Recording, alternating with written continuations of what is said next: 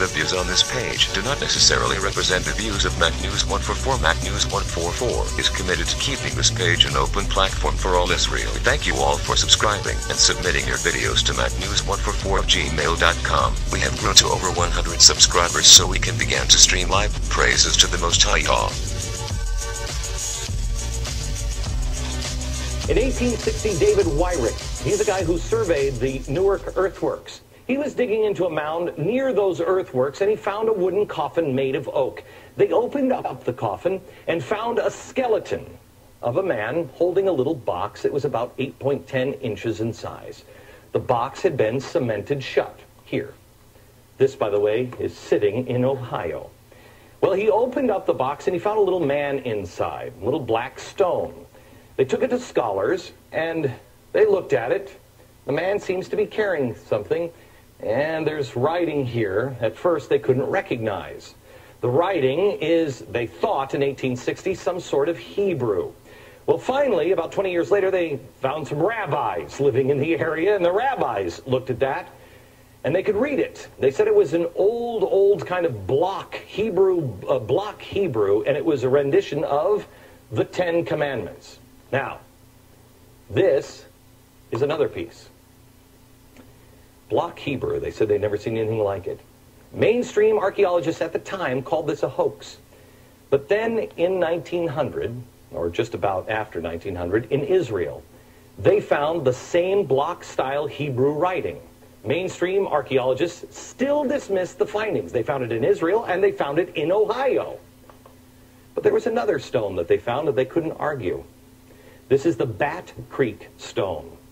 It was found during the course of an official Smithsonian evacuation. The Smithsonian didn't understand the meaning of the writing on the stone.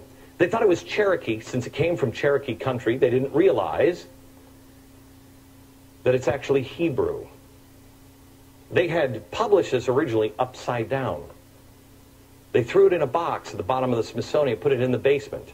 Many years later, a scholar took it out of the box, looked at it, and went, oh my gosh, it's upside down. It's Phoenician, ancient Hebrew. So what's going on here? What is that about? Ever since European colonists began settling in the land that would later become the United States of America, many artifacts have been discovered which suggest that one of the ancient Native American mound builder civilizations, which the U.S. calls Hopewell, are descendants of Hebrew people who migrated to ancient North America during the 500s BC, which is approximately the earliest estimated dates of the Hopewell mound builders in Florida, Tennessee, and Iowa.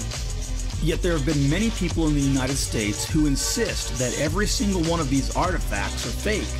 My personal opinion is because it opposes the idea that nobody sailed to America before Christopher Columbus.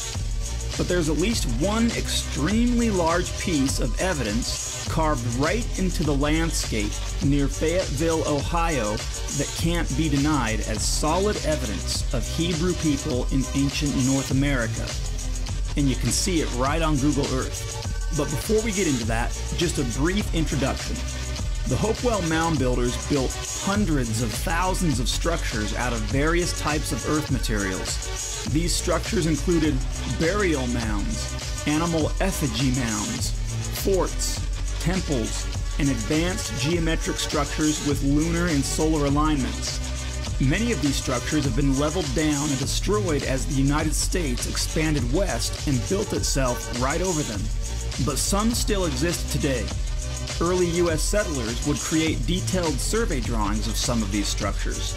There are a few good books which were published by the Smithsonian in the mid-1800s that show detailed survey drawings from the Ohio and New York areas.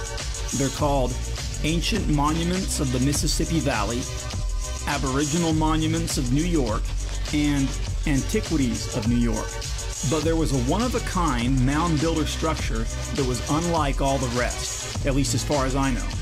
In 1823, Major Isaac Roberdeau of the United States Army Corps of Engineers created this survey drawing of a massive earth structure just southwest of present-day Fayetteville, Ohio. Notice the Hebrew oil lamp. Notice the 9-candle menorah. And notice other ancient and sacred symbols such as the compass and the square. Another drawing of this structure is included in one of the Smithsonian books I mentioned earlier, Ancient Monuments of the Mississippi Valley. And still, there are some who insist that this survey drawing was fake and that the structure never even existed. Unfortunately, the United States Army Corps of Engineers completely destroyed this structure in the early 1900s and leveled it into flat ground. But why?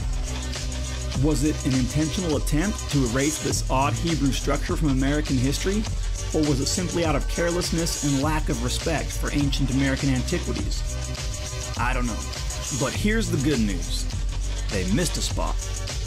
And you can see it right on Google Earth. Here's a satellite image of the area where the structure was said to have been located. It's just southwest of Fayetteville, Ohio, where the 131 and the 50 intersect. And it's all just farmlands and trees. Do you see the spot they missed?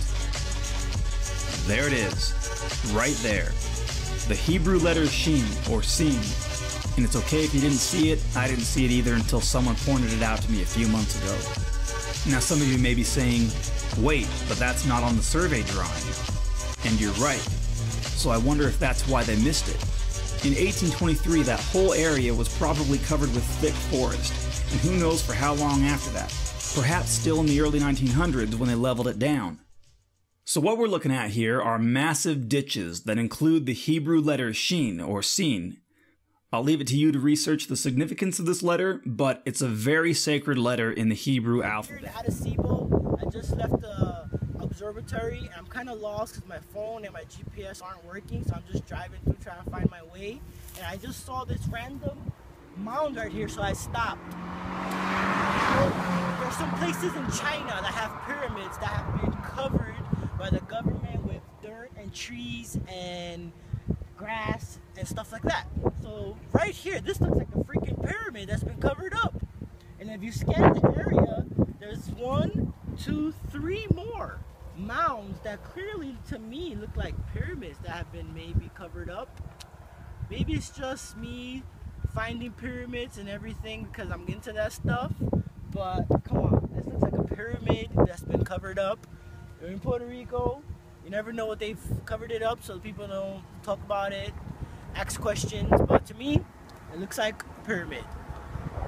Comment in the box, tell me what you think. Film it one more time real slow. Go all the way around and get the other 3 in the background.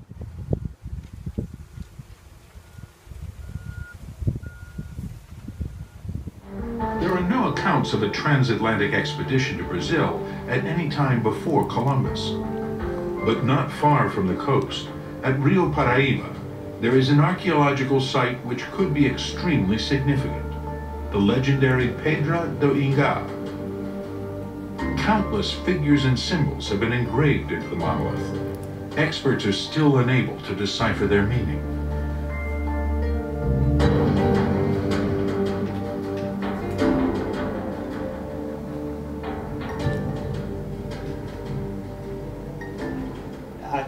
Here in Paraíba, a very long time ago, the Ataco Atara culture existed.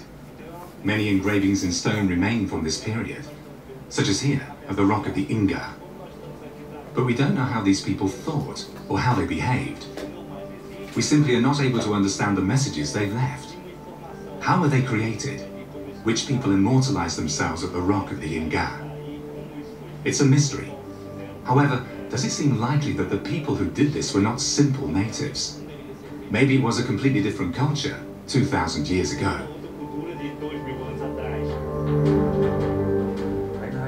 At an early stage, local archaeologists noticed that many of the petroglyphs on the rock of the Inga displayed similarities with writing from the Old World in classical times.